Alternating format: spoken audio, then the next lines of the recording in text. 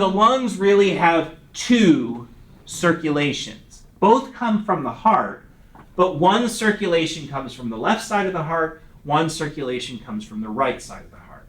Okay, so the primary circulation, the one that has the greatest volume of blood flow, the greatest, the most cardiac output, is a high flow, low pressure system. Okay, that comes from the right side of the heart, right?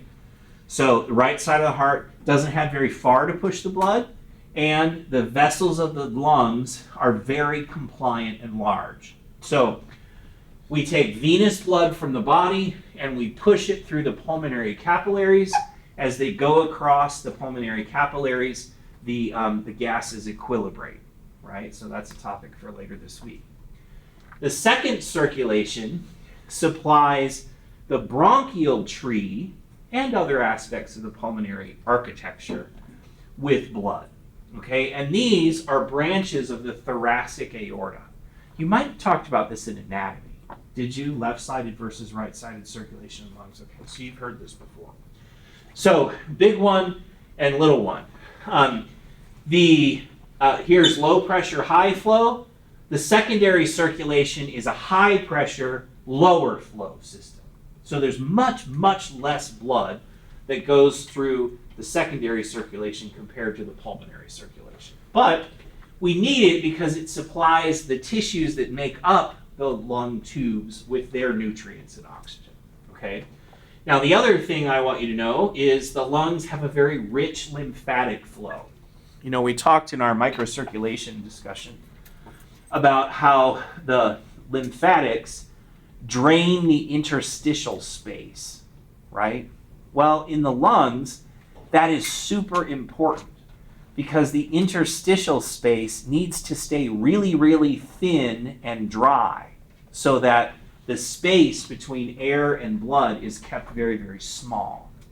So the lymphatics in the lungs play a significant role in keeping the lungs dry and the respiratory membrane narrow, right? And most of that is going to empty into the right lymphatic duct, most of the lungs lymphatics.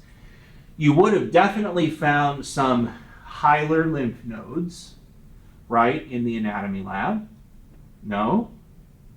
No little bean-shaped things at the hilum? I'm surprised. So there are rich lymphatic vessels in the, there's a lot of lymph nodes in the mediastinum. You might still find them if you go look, because they should be there somewhere.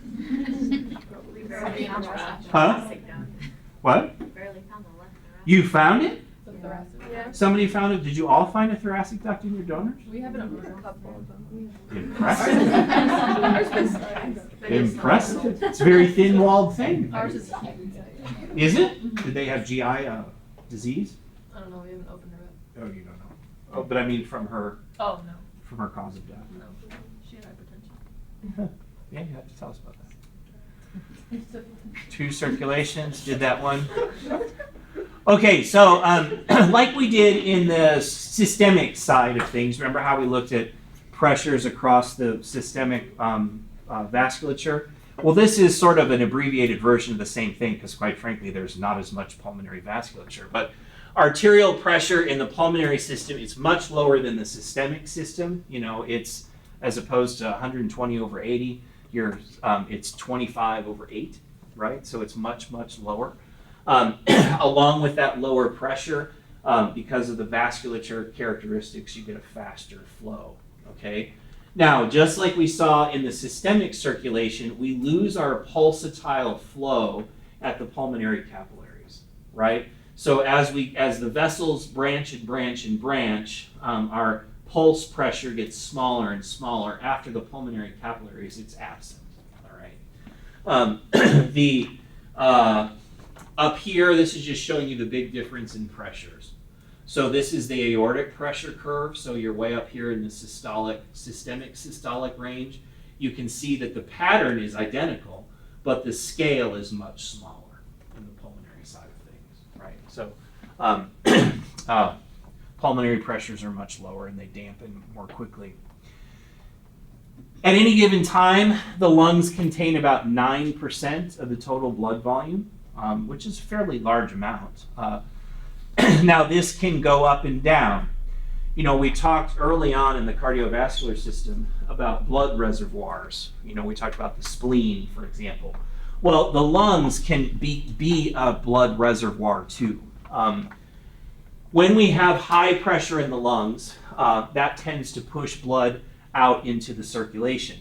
Now, when would we have high pressure in the lungs? If we're breathing hard and fast, right?